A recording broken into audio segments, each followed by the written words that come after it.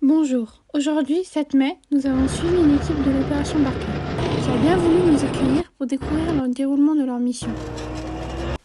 L'opération Barkhane est la nouvelle force militaire française qui consiste à lutter contre le terrorisme au Sahel. Lancée le 1er août 2014 suite à l'opération Serval en 2013. En effet, ce combat a pour but de rechercher des djihadistes dans plusieurs pays, Mauritanie, Burkina Faso, Mali, Tchad et Niger, mais aussi de permettre aux Africains de posséder des outils pour se protéger des terroristes. Pour cela, la France et les États africains coopèrent pour éradiquer la menace. En France, 4500 militaires sont mobilisés. Le général Pascal Fasson a pris le commandement de l'opération. Pour cette opération, les forces françaises ont déployé 200 véhicules blindés, 200 véhicules logistiques, 20 hélicoptères, 10 avions de transport, 6 avions de chasse et 3 drones. Ils utilisent différents moyens pour lutter contre le terrorisme, comme couper les routes des djihadistes, car ils utilisent les frontières pour échapper aux forces de sécurité nationale. Ils font aussi des fouilles dans les villages. Nous sommes tombés cet après-midi sur un village qui nous a paru suspect. J'ai envoyé une patrouille en reconnaissance dans ce village. Donc on a trouvé de quoi composer un engin explosif improvisé. Donc après, on a fait une fouille généralisée de toute la localité.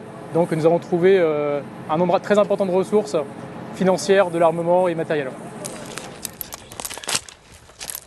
Donc en termes de ressources, on a trouvé tout un tas de choses, de treillis un petit peu dépareillés, et également tout un tas d'appareils téléphoniques, des papiers d'identité, dont la plupart sont des faux documents, un nombre important d'armements, en particulier l'armement ancien, mais également de l'AK-47.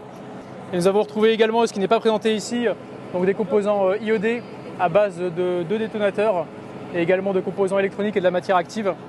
Et en plus de ça, un peu plus de 700 000 francs CFA qui ont été retrouvés sur la zone.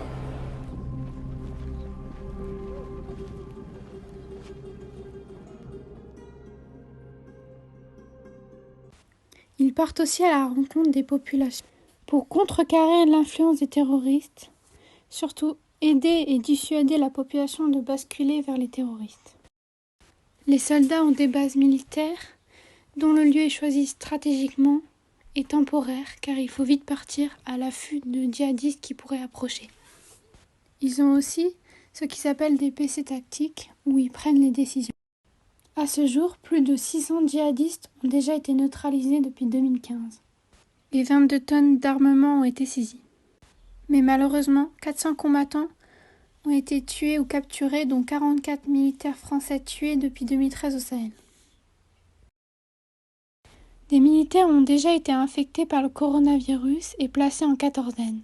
Malgré cela, ils continuent cette opération à un rythme soutenu. L'opération Barkhane est à suivre. Merci d'avoir écouté.